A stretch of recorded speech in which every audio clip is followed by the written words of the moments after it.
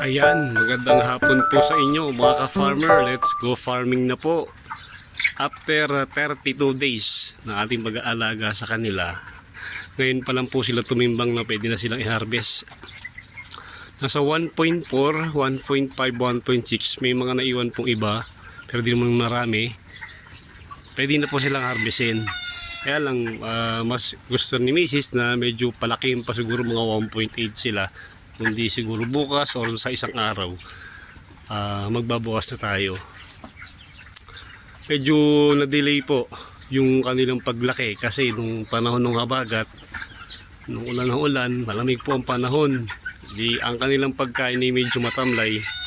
Hindi sila nakakain ng maigi kasi malamig po yung panahon. Mas gusto nilang kukip-kip kung tawagin. Hindi sila active, hindi sila yung masigla. Kaya yung appetite nila medyo mababa. Ang pakain po sa kanila ngayon ay pellet na grower type. Ayan po. Maganda pa naman na presyo ngayon ng live dress dito sa Lucena City. At tinignan ko sa chart, parang nasa 200 pesos po ang kilo sa palengke. Ito po ay nasa 500 heads. Kung nabawasan man to, hindi aabot na hindi naman maabot ng 30 piraso yung ating mortality. Kaya nasa 500, kulang 500 pa po yan. Kung suswertehin at wala nang mababawas, maganda-ganda rin po tutubuin. Kaya lang, medyo delay nga po yung kanilang paglaki.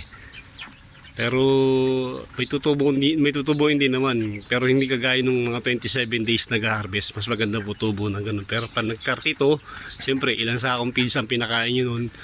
Sila po ay umuubos na ng isang sakong feeds sa isang araw.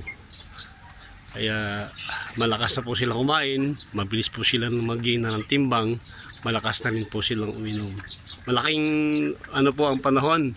Kahit anong ganda ng sisiw nyo, kahit anong pag-aalaga nyo, hindi kagaya ng sa mga poultry farm, kaya kanila kontrolin yung temperature. Kaya yung appetite ng kain ng mga alagang nilang 45 days di tuloy-tuloy. Kaya sa target date nakukuha nila, nakakapag-harvest silang 28 days, 27 days. Kaya po 32 days okay din naman. Ang mahalaga ay medyo may tutubuin tayo. Hindi kagaya ng mga nakaraan, talagang laglag talaga ang pakpak. Kasi halos wala tayong kinita doon sa ating kargang dalawa. Gawa ng mga nangyari ng bagyo. Ngayon po, sana medyo makabawi-bawi naman tayo. Actually, marami na po nagme-message. Nagtatanong kung nagkakatay na po ako. Pero hindi pa po ako nag-start magkatay. Baka siguro po sa isang araw or baka abutin pa ng Friday, magkakatay po ako. Maganda na po yung timbang nila. Ayan, maraming salamat sa inyo mga ka-farmer. Paki-like naman po yung ating video, paki-subscribe na rin po yung ating channel.